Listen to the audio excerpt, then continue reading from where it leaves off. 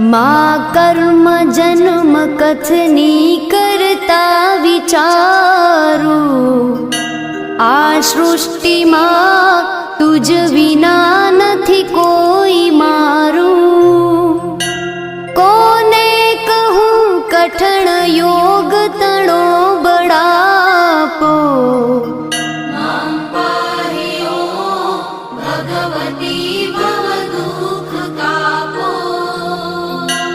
હું કામ ક્રોધ મદ મોહ થકી છકેલો, આડંબરે અતિ ઘણો મદથી બકેલો।